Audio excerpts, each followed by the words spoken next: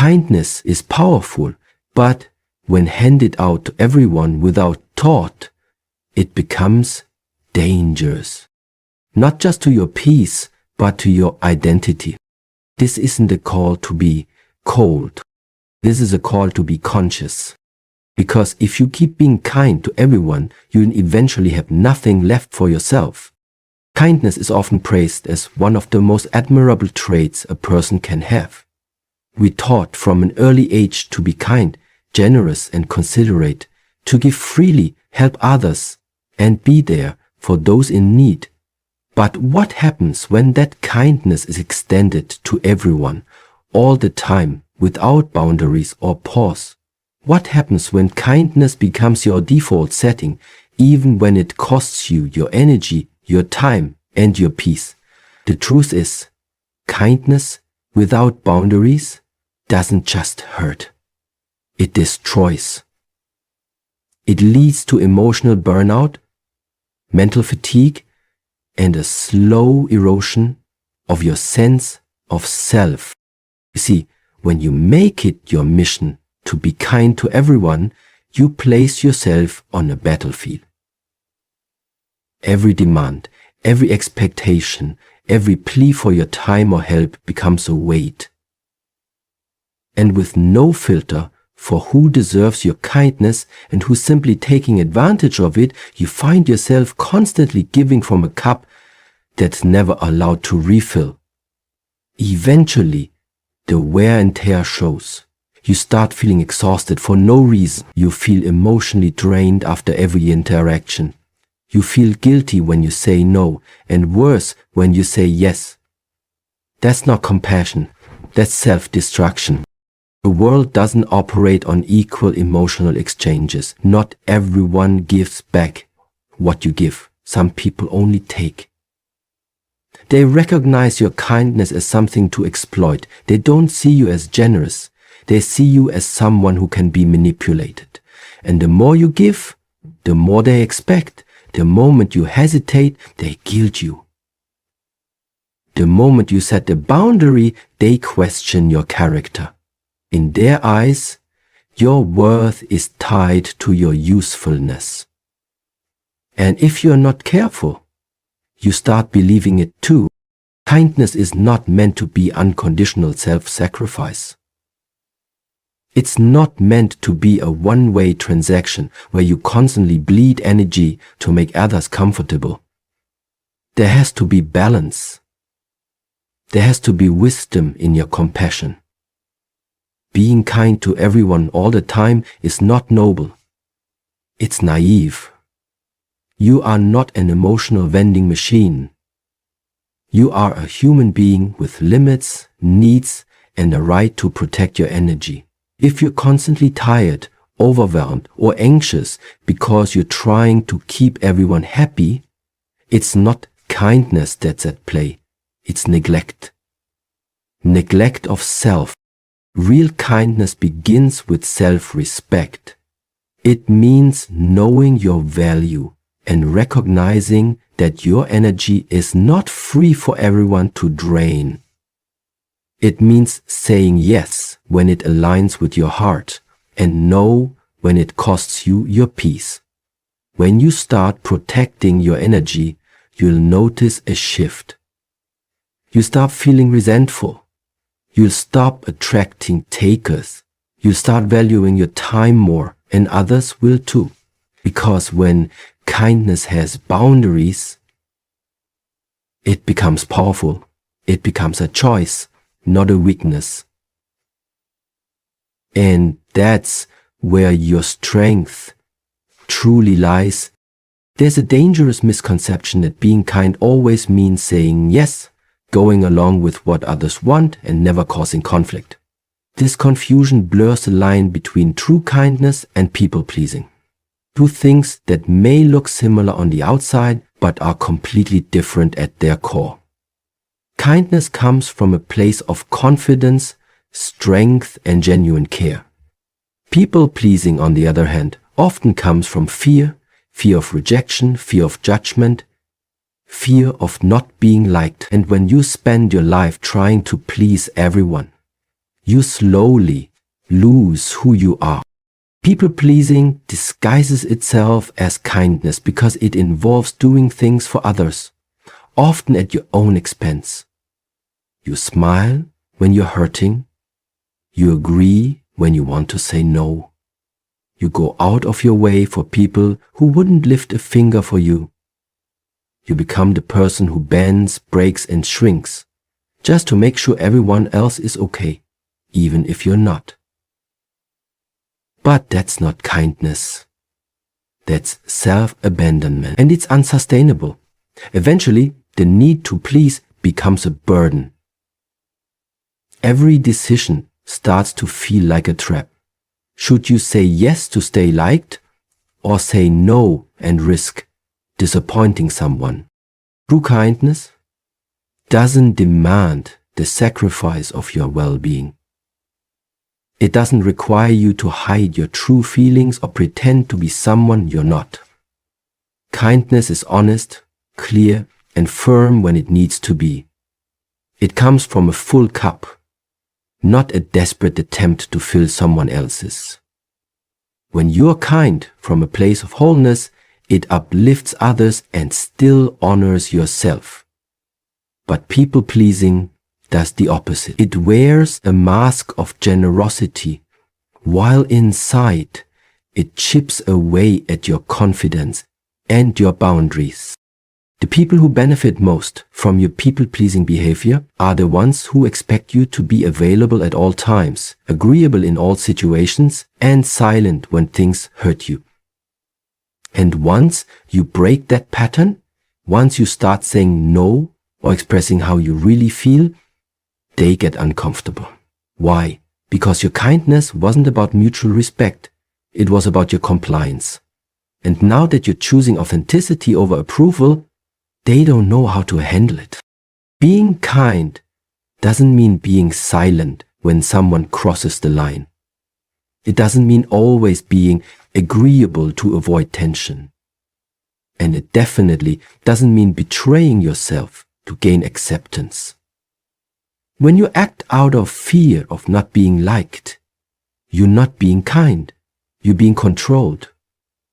Kindness should be rooted in love, not fear. In self-awareness, not self-erasure. So the next time you're tempted to call yourself sacrifice kindness, pause. Ask yourself, am I doing this because I want to, or because I'm afraid not to? If the answer is fear, then it's not kindness, it's people-pleasing. And that pattern needs to be broken. Because the world doesn't need more people who say yes to stay liked. It needs more people who are kind enough to be honest, even when it's hard. Not everyone deserves your kindness. That statement might feel harsh at first, especially if you've been conditioned to believe that kindness should be given freely to all without question. But the reality is, not every person you meet will respect your intentions, appreciate your efforts, or value your presence. Some will see your kindness as a weakness, an open door they can walk through, take from, and never give back. If you don't learn to be selective with your kindness, you'll keep handing it to those who only drain you, not those who deserve you. There are people out there who operate with manipulation in mind. They study how you react. They notice that you say yes even when you're uncomfortable. They realize that you hate confrontation, that you give benefit of the doubt even when it's undeserved, that your empathy makes you vulnerable. These are the ones who will keep taking your time, your energy, your generosity. And never once consider pouring anything back into you. They don't see you as kind. They see you as convenient. What's more damaging is that over time, being kind to the wrong people starts to affect how you see yourself. You begin to question your worth when others don't reciprocate. You wonder why you feel invisible despite everything you give. You start to think there's something wrong with you, that you're too sensitive, too emotional, too nice, but the truth is, you're giving your best to people who don't even deserve a fraction of it. The problem isn't that you're too kind. The problem is that you haven't learned to protect your kindness from the wrong hands. Being kind is not about turning the other cheek to everyone. It's about knowing who is worthy of your energy. It's about learning to say no, not from a place of bitterness, but from a place of wisdom.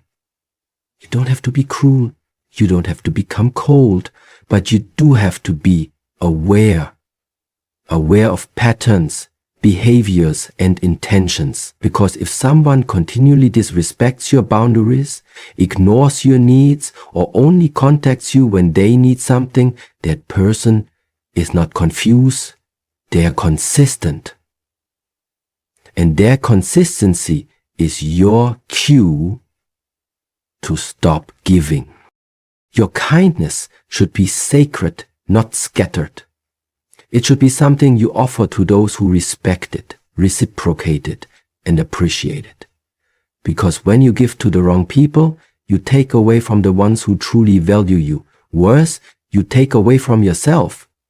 You end up emotionally exhausted, mentally checked out, and spiritually depleted, wondering why kindness feels so heavy. It's because you've been carrying people who were never meant to walk with you. Protect your kindness like you protect your peace. Give it to those who earn it through respect, honesty, and loyalty, not just need or charm. Let your kindness be powerful, not passive. And remember, it's not unkind to stop being kind to those who have shown you they don't value it. It's self-respect. And that's a lesson every kind person must eventually learn. There comes a point in life where you have to choose between constantly seeking approval and truly respecting yourself. Many people spend years molding their personality, words, and actions around what others expect of them, desperate to be seen as nice, likable, or agreeable. But here's the hard truth. You cannot keep sacrificing your self-respect for social approval, no matter how much you try. You will never be enough for everyone. And the more you chase validation from others, the further you drift from who you really are. When your self-worth is tied to being liked, every interaction becomes a performance. You say what people want to hear. You hold back your truth to avoid conflict. You let things slide that bother you because you don't want to be seen as difficult.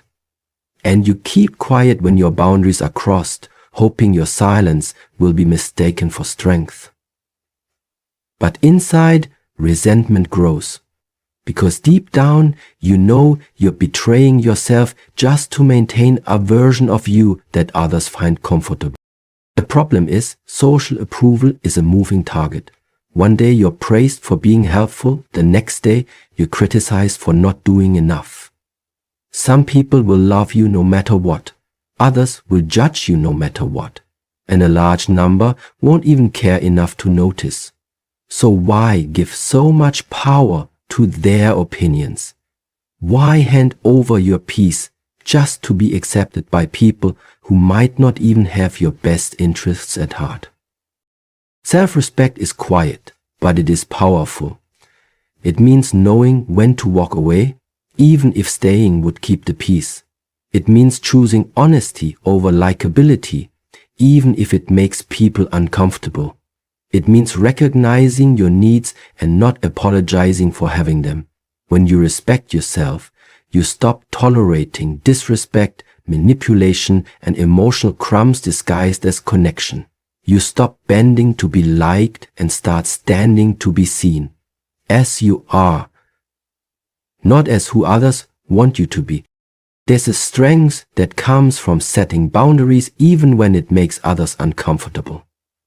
There's confidence in saying this isn't okay when you've been told to stay polite. That kind of self-respect doesn't push others away, it teaches them how to treat you.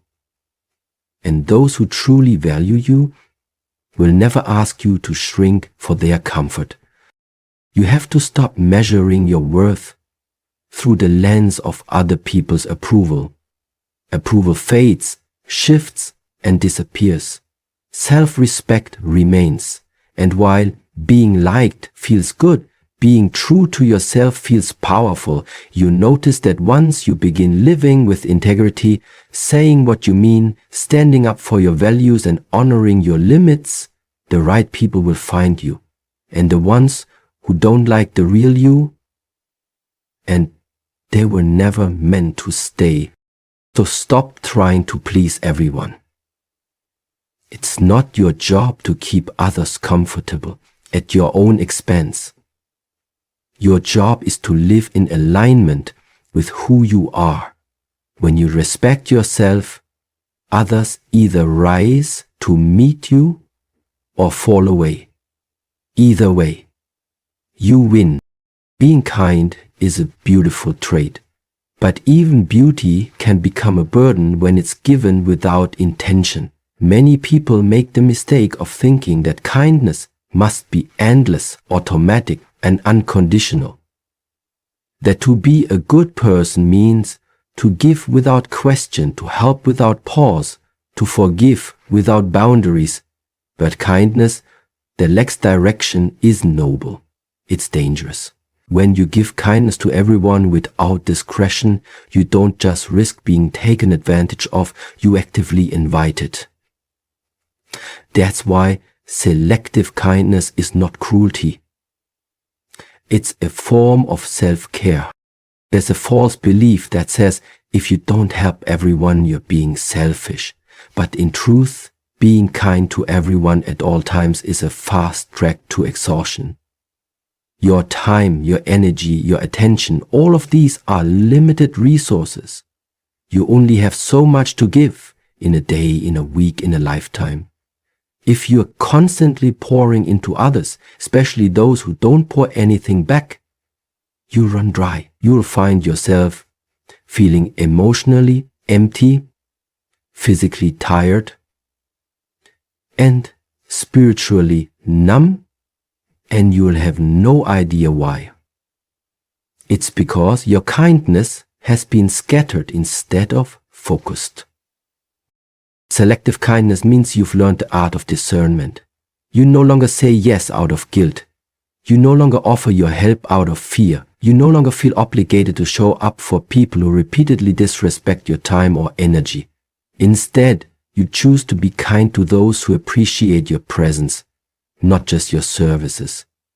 You choose to give where it matters, where it's mutual, where it fuels growth, not where it feeds entitlement. This kind of kindness isn't small or selfish, it's smart. There will always be people who take your kindness for granted. Some may see you as weak, simply because you care. But being selective doesn't make you cold. It makes you conscious. Conscious of who deserves your energy, conscious of how much you have to give, conscious of the fact that your peace is not a price worth paying just to be seen as nice. You're not required to save everyone. You're not obligated to fix people who don't want to grow, and you are certainly not responsible for carrying those who refuse to walk. When you start practicing selective kindness, something powerful happens. You begin to heal. You stop resenting the people who drained you. You stop feeling bitter about the times you were used. You stop regretting the love and energy you gave away. Why? Because now, you're giving with awareness. You're giving by choice, not by default. And that kind of giving feels empowering, not exhausting. Kindness should never come at the cost of your health, your peace, or your purpose. When you learn to direct your kindness wisely, to give where it's earned and not where it's demanded, you reclaim control over your emotional energy. You become a person of strength, not just softness. You still lead with heart, but now you lead with boundaries too, and that's what makes your kindness truly powerful. We often think of kindness as always saying yes, always being available, always putting others first. But there's a deeper truth that most people overlook. Real kindness sometimes looks like saying no. It looks like walking away, setting firm limits and protecting your peace, even if others don't understand it. Setting boundaries isn't a rejection of kindness.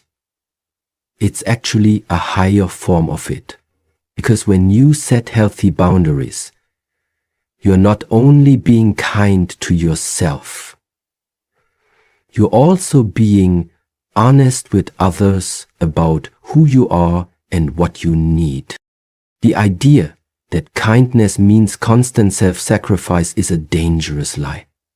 It teaches people that being a good person requires putting everyone else before yourself. It glorifies burnout, praises emotional martyrdom, and punishes self-respect.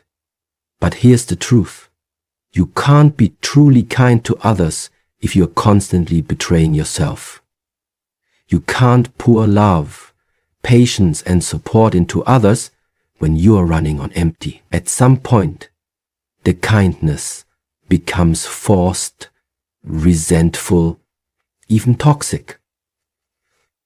Not because you are a bad person, but because you've been giving too much for too long without any space to breathe. Setting boundaries allows you to show up more authentically. When you say no to something that doesn't align with your values or capacity, you're saying yes to something more important, your peace, your focus, your well-being. And in the long run, people respect someone who knows their limits. They may not like it at first, especially if they've benefited from your lack of boundaries, but the people who truly care about you will adjust. They'll learn to appreciate the version of you that's real, not the one that's always agreeable. Boundaries are not walls meant to keep people out.